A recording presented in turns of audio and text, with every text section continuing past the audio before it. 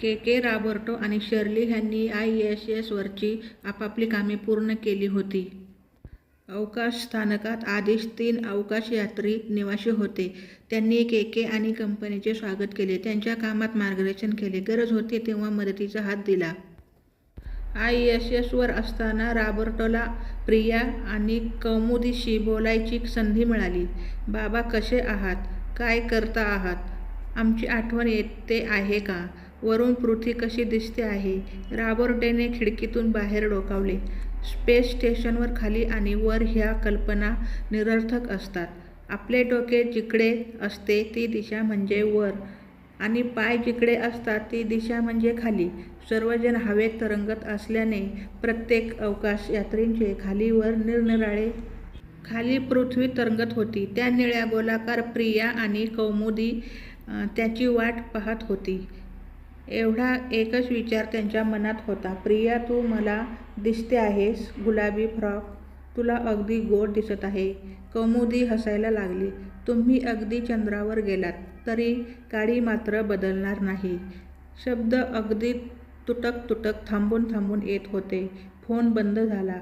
सगळ्यांना आता परतीचे वेल लागले. विशेष रॉबर्टोला. शर्लीचे थोडे काम अजून उरले होते.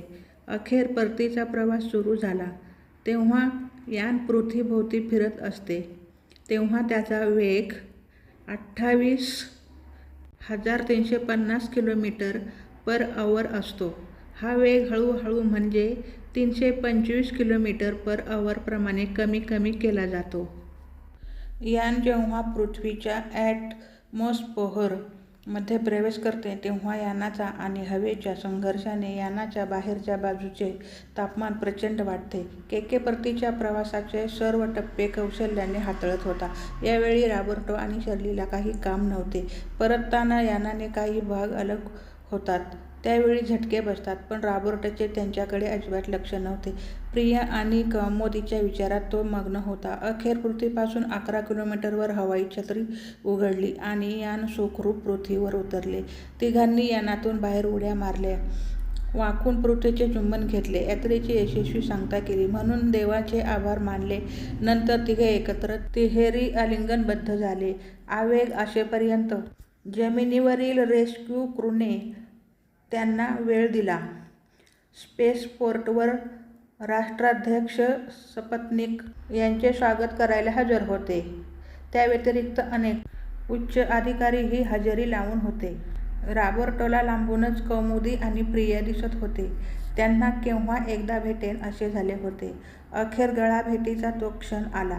प्रिया, आहा, बघ मी तुझ्यासाठी काय आणले आहे. प्रिया दुडूदुडू धावत आली. त्याने मूठ उघडली. हजारो सूर्यापेक्षाही तेजस्वी प्रकाशाने आसमंत झळाळले. ब्राईटर दॅन टूस्ट अँड सन्स. एका प्रचंड स्फोटाने दाही दिशा थरथरल्या आणि नंतर मिंट काळोख. त्याचवेळी राष्ट्रीय टीव्हीवर बातम्या प्रसारित होत होत्या. कळवण्यास अत्यंत दुःख होत आहे की ISSकडे प्रस्थान करणारे अवकाशयान उड्डाण केल्यानंतर 2 मिनिटे आणि 37 सेकंदांनंतर स्फोट होऊन दुर्घटनाग्रस्त झाले आणि महासागरात कोसळले. रेस्क्यू ऑपरेशन्स सुरू झाले आहे. रेस्क्यू टीम्स अपघातस्थळी पोहोचण्याचे प्रयत्न करत आहेत, पण विजेच्या वादळामुळे ती अवकाशयात्रींपैकी कुणीही वाचण्याची शक्यता. एक मिशन असेही. ही कथा 3ऱ्या भागात संपन्न झालेली आहे.